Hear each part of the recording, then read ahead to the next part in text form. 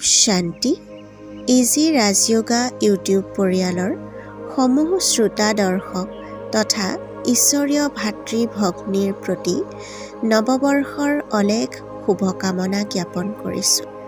এই বৰ্ষটি আমি বাপদাদাৰ ছত্ৰছায়াত আৰু অধিক শক্তিশালী, গুণৱান, জ্ঞানৱান হৈ তীব্ৰ পুৰুষাৰ্থ কৰাৰ প্ৰয়াস কৰিম।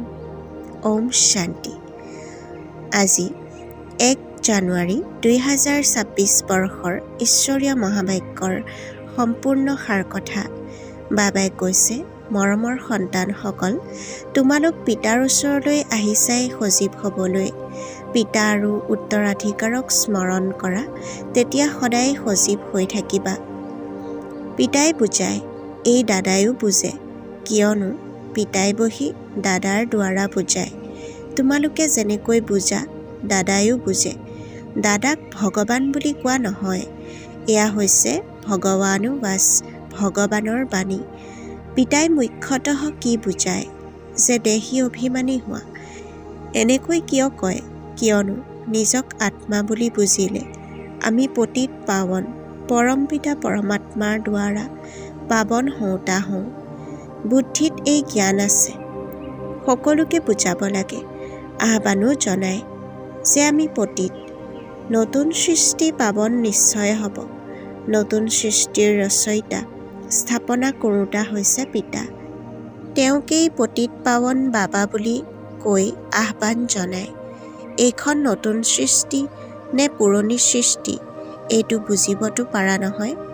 এনেকুৱাও অবোধ আছে যিয়ে ভাবে আমাৰ অপাৰ সুখ, আমিতো যেন স্বৰ্গত বহি আছোঁ। কিন্তু এইটোও বুজিব লাগে যে কলিযুগক কেতিয়াও স্বৰ্গ বুলি ক'ব নোৱাৰি। নামেই হৈছে কলিযুগ, পুৰণি পতিত সৃষ্টি। পাৰ্থক্য আছে নহয়।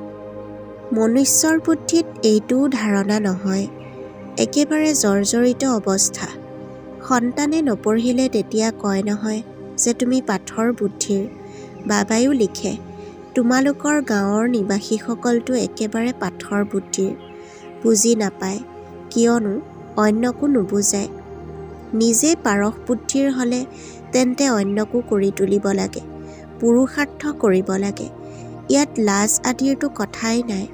কিন্তু মনুষ্যৰ বুদ্ধিত আধাকল্পৰ পৰা ওলোটা কথা ধাৰণ হৈ আহিছে। গতিকে সেয়া নাপাহৰে। কেনেকৈ পাহৰা যায়? পাহৰোৱাৰ শক্তিও এজন পিতাৰহে আছে। পিতাৰ বাহিৰেতো এই জ্ঞান কোনেও দিব নোৱাৰে। অৰ্থাৎ সকলো অজ্ঞানী। তেওঁলোকৰ জ্ঞান আকৌ ক'ৰ পৰা আহিব, যেতিয়ালৈকে জ্ঞানসাগৰ পিতা আহি নুশুনায়। তমোপ্ৰধান মানেই অজ্ঞানী সৃষ্টি, সতোপ্ৰধান মানে দৈৱী সৃষ্টি। পাৰ্থক্যটো আছে নহয়। এতিয়া তোমালোকক পিতাই বুজায়, গতিকে তোমালোক কিমান সজীৱ হৈ যোৱা। পিতায়ো লিখে নহয়, সন্তানসকল আহি সজীৱো হৈ যোৱা আৰু বিশ্ৰামো কৰা। সজীৱ হোৱাৰ পাছত তোমালোক সত্যযুগত বিশ্ৰামপুৰীলৈ যোৱা। তাত তোমালোকে বহুত বিশ্ৰাম পোৱা। তাত সুখ, শান্তি, সম্পত্তি আদি সকলোবোৰ তোমালোকে পোৱা। গতিকে পিতাৰ ওচৰলৈ আহে সজীৱ হ'বৰ কাৰণে, বিশ্ৰাম ল'বলৈ। সজীৱ শিৱ বাবাই কৰায়। বিশ্ৰাম মানে শান্তি। বিশ্ৰাম কৰিবলৈ কোনোবা ক'ৰবালৈ, কোনোবা আন ক'ৰবালৈ যায়। তাততো সজীৱতাৰ কথাই নাই। ইয়াত তোমালোকক পিতাই নিতৌ বুজায়। গতিকে তোমালোক ইয়ালৈ আহি সজীৱ হোৱা। স্মৰণ কৰিলে তোমালোক সতোপ্ৰধান হৈ যোৱা। সতোপ্ৰধান হ'বলৈকে তোমালোক ইয়ালৈ আহা। তাৰ বাবে পুৰুষাৰ্থ কি? মৰমৰ সন্তানসকল, পিতাক স্মৰণ কৰা। পিতাই সকলো শিক্ষাটো দিছে। এই সৃষ্টিচক্ৰ কেনেকৈ ঘূৰে, তোমালোকে বিশ্ৰাম কেনেকৈ পোৱা, অন্য কোনেও এই কথাবোৰ নাজানে। গতিকে তেওঁলোককো বুজাব লাগে, যাতে তেওঁলোকো তোমালোকৰ নিচিনা সজীৱ হৈ যায়। নিজৰ দায়িত্বই হৈছে এইটো, সকলোকে বাৰ্তা দিয়া। অবিনাশী সজীৱ হ'ব লাগে, অবিনাশী বিশ্ৰাম ল'ব লাগে। সকলোকে এইটো বাৰ্তা দিয়া। এইটোৱেই সোঁৱৰাই দিব লাগে যে পিতাক আৰু উত্তৰাধিকাৰক স্মৰণ কৰা। হওঁতেতো বহুত সহজ কথা। বেহদৰ পিতাই স্বৰ্গ ৰচনা কৰে, স্বৰ্গৰে উত্তৰাধিকাৰ দিয়ে। এতিয়া তোমালোক সংগম যুগত আছা। মায়াৰ অভিশাপ আৰু পিতাৰ উত্তৰাধিকাৰক তোমালোকে জানা। যেতিয়া মায়া ৰাৱণৰ ওপৰত অভিশাপ পোৱা যায়, তেতিয়া পবিত্ৰতাও শেষ, সুখ শান্তিও শেষ, গতিকে ধনো শেষ হৈ যায়। কেনেকৈ লাহে লাহে শেষ হৈ যায় সেয়াও পিতাই বুজাইছে। কিমান জন্ম লাগে? দুখধামত জানো বিশ্ৰাম হয়? সুখধামত বিশ্ৰামেই বিশ্ৰাম। মনুষ্যক ভক্তিয়ে কিমান ক্লান্ত কৰি দিয়ে, জন্ম জন্মান্তৰ ক্লান্ত কৰি দিয়ে, কঙাল কৰি দিয়ে। এয়াও এতিয়া তোমালোকক পিতাই বুজায়। কোনোবা নতুন আহিলে তেতিয়া কিমান বুজোৱা হয়। প্ৰতিটো কথাত মনুষ্যই বহুত চিন্তা কৰে, ভাবে ক'ৰবাত যাতে যাদু হৈ নাযায়। হেৰ' তোমালোকে কোৱা যাদুকৰ বুলি, গতিকে ময়ো কওঁ যাদুকৰ হওঁ। কিন্তু যাদু কোনো তেনেকুৱা নহয় যে ভেড়া ছাগলী আদি কৰি দিব। জন্তুৰ কথাটো নহয়, এয়া বুদ্ধিৰে বুজা যায়। গায়নো আছে, ছাগলীয়ে স্বৰ্গীয় সুৰ কি বুজিব। এই সময়ত মনুষ্য যেন ভেড়া সদৃশ। এই কথাবোৰ এই সময়ৰ কাৰণেই। সত্যযুগত এনেকৈ নাগায়, এই সময়ৰে গায়ন। চণ্ডিকাৰ কিমান মেলা লাগে। সোধাচোন তেওঁ কোন আছিল, ক'ব দেৱী আছিল। এতিয়া এনেকুৱা নামটো তাত নাথাকেই। সত্যযুগততো সদায় শুভ নাম হয়। শ্ৰীৰামচন্দ্ৰ, শ্ৰীকৃষ্ণ। শ্ৰী বুলি কোৱা হয় শ্ৰেষ্ঠসকলক। সত্যযুগী সম্প্ৰদায়ক শ্ৰেষ্ঠ বুলি কোৱা হয়। কলিযুগী বিকাৰী সম্প্ৰদায়ক শ্ৰেষ্ঠ বুলি কেনেকৈ ক'ব? শ্ৰী মানে শ্ৰেষ্ঠ। এতিয়াৰ মনুষ্যটো শ্ৰেষ্ঠ নহয়। গায়নো আছে, মনুষ্যৰ পৰা দেৱতা, পুনৰ দেৱতাৰ পৰা মনুষ্য হয়, কিয়নো 5 বিকাৰৰ বশৱৰ্তী হয়। ৰাৱণ ৰাজ্যত সকলো মনুষ্যই মনুষ্য, তাত হৈছে দেৱতা। সেইখনক দৈবী বিশ্ব, এইখনক মানৱ বিশ্ব বুলি কোৱা হয়। দৈবী বিশ্বক দিন বুলি কোৱা হয়, মানৱ বিশ্বক ৰাতি বুলি কোৱা হয়। দিন পোহৰক কোৱা হয়, ৰাতি অজ্ঞান অন্ধকাৰক কোৱা হয়। এই পাৰ্থক্যক তোমালোকে জানা। তোমালোকে বুজি পোৱা যে আমি প্ৰথমতে একোৱেই নাছিলোঁ, এতিয়া সকলো কথা বুদ্ধিত আছে। ঋষিমুনিসকলক সোধে ৰচয়িতা আৰু ৰচনাৰ আদি মধ্য অন্তক জানেনে? তেতিয়া তেওঁলোকেও নাজানো নাজানো বুলি কৈ গ'ল। এতিয়া তোমালোকে বুজি পোৱা, আমিও প্ৰথমতে নাস্তিক আছিলোঁ, বেহদৰ পিতাক নাজানিছিলোঁ। তেওঁ হৈছে আচল অবিনাশী বাবা, আত্মাসকলৰ বাবা। তোমালোক সন্তানসকলে জানা, আমি সেই বেহদৰ পিতাৰ হৈছোঁ, যি কেতিয়াও নজ্বলে। ইয়াততো সকলো জ্বলে, ৰাৱণকো জ্বলায়।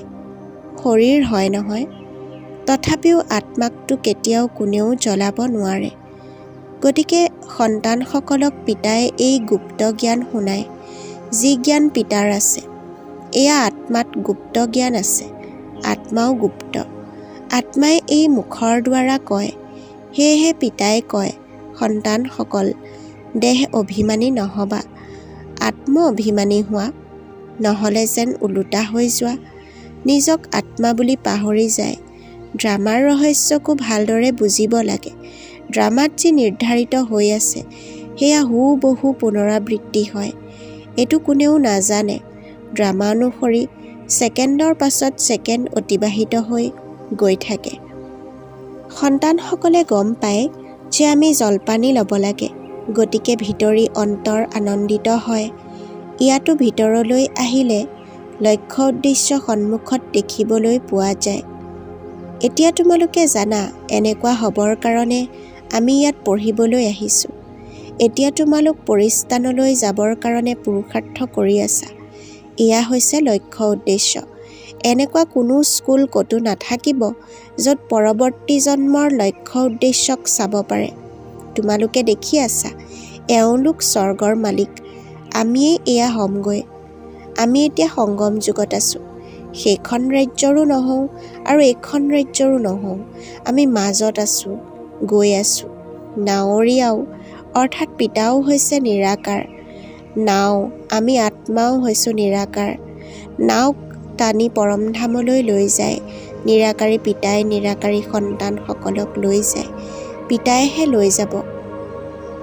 গতিকে তোমালোক সন্তানসকল ইয়ালৈ আহিলেই এই লক্ষ্য উদ্দেশ্য দেখি আনন্দিত হ'ব লাগে। আনন্দৰ সীমা হ'ব নালাগে। পাঠশালা বা স্কুল এনেকুৱা হ'ব লাগে। হয়, কিমান গুপ্ত কিন্তু বহুত শ্ৰেষ্ঠ পাঠশালা। যিমান উচ্চ পঢ়া সিমান ডাঙৰ কলেজ। তাত সকলোবোৰ সুবিধা পোৱা যায়। আত্মাই পঢ়িব লাগে, পাছত লাগিলে সোণৰ সিংহাসনতে বহক বা কাঠৰ সিংহাসনতে বহক। আজিৰ বৰদান: সংগঠনত একমত আৰু একৰস স্থিতিৰ দ্বাৰা সফলতা প্ৰাপ্ত কৰোঁতা সঁচা স্নেহী হোৱা। ব্যাখ্যা: সংগঠনত এজনে ক'লে আৰু আনজনে সন্মতি দিলে, এয়া হৈছে সঁচা স্নেহৰ সঁহাৰি। এনেকুৱা স্নেহী সন্তানৰ উদাহৰণ দেখি অন্যও সম্পৰ্কত আহিবলৈ সাহস কৰে। সংগঠনো সেৱাৰ সাধন হৈ যায়।